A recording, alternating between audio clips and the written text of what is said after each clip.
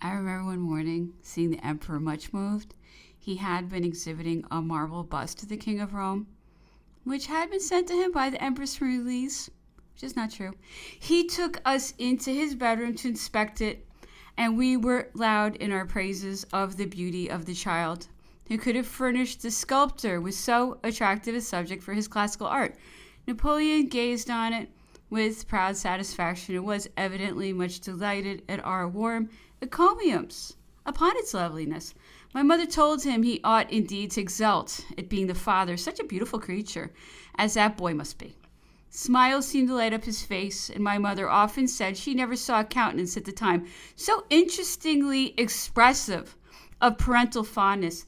The bust of the young Napoleon was the size of life, exquisitely chiseled in white marble, and on it was inscribed, Napoleon Francois Charles Joseph. It bore the decoration of the Grand Cross of the Legion of Honor. It was sent mysteriously to Napoleon and arrived in charge of a sailor who had received it through the orders of Marie Louise, which is not true. The sculptor resided at Leghorn, and the empress had it conveyed to the gunner of a ship bound for St. Helena. It was said as a silent token of her regard and unchanged affection for the emperor. Not true. When we had seen and admired this treasure, Madame Bertrand invited us to accompany her, and he was charmed by the exhibition of a variety of presents from Lady Holland.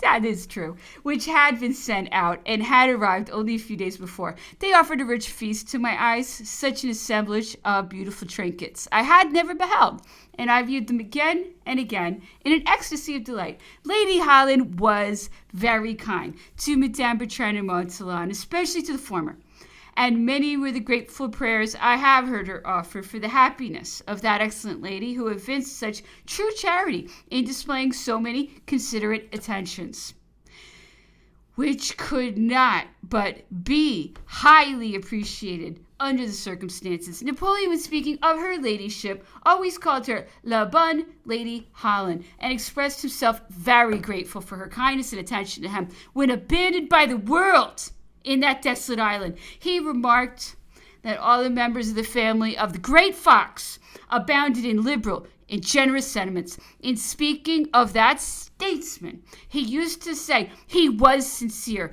and honest in his intentions, and had he lived, England would not have been desolated by war. He was the only minister who knew the interests of his country. Note that well. He said he was received with a kind of triumph in every city of the French Empire, and feted and welcomed by all its inhabitants. Every town he visited seemed to vie with the other, which should offer him the greatest honors. He related a circumstance which, he said, must have made a gratifying impression on the mind of that great man. One day Fox visited St. Cloud, the private apartments of the palace. There were never shown, being exclusively kept for the use of the emperor. However, by some accident, the minister and Mrs. Fox opened one of the doors of the sanctum and entered. There they beheld statues of the great men of all times and nations: Sidney, Hampden, Washington, Cicero, Lord Chatham, and amongst the rest, his own, which was instantly recognized by his lady, who exclaimed, "My dear, this is yours." This little incident, though trifling, procured him great attentions and spread directly through Paris. Chapter 11. I recollected being at Longwood one beautiful day. The atmosphere had that particular lightness and brilliancy which in great measure constituted the charm of the climate of St. Helena. The sea lay glistening in the sun like a sheet of quicksilver, the little merry waves bursting in sparkling foam at the foot of the stupendous rocks, and the exquisite soft verdure immediately surrounding Longwood formed a very pleasing contrast to the stern features of the rest of the island.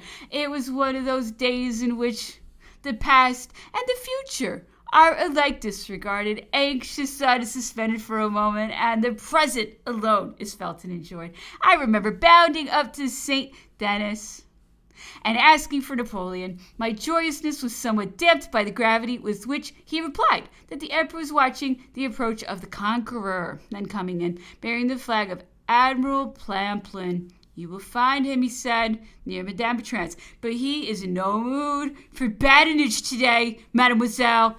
Notwithstanding this check, I proceeded towards the cottage.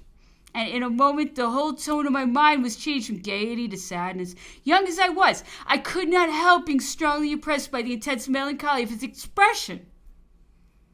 The ashes of 1,000 thoughts were on his brow. He was standing with General Bertrand, his eyes bent sadly on the 74, which was yet but a speck in the line of the horizon.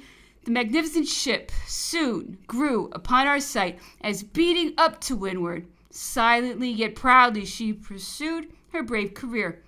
Sailing amidst the loneliness like a thing endowed with heart and mind, she seemed the very personation of majesty. Byron thought the ocean, with a single vessel moving over it, the most poetical object in nature. Perhaps its utter loneliness is the cause. The thought has since occurred to me that Napoleon might then have gazed upon that ship as typical of his own fortunes, so lordly, yet mastered and impelled by some unseen, resistless power towards that wild shore destined to be the tomb of all his daring hopes and mad ambition. Such spirits are undoubtedly sent into the world by an omniscient providence for a beneficent and merciful purpose. Their fiery courses run, they would still urge on, but their headlong rashness may be made the instrument of their ruin, and the stern hand of death arrest them before they have tasted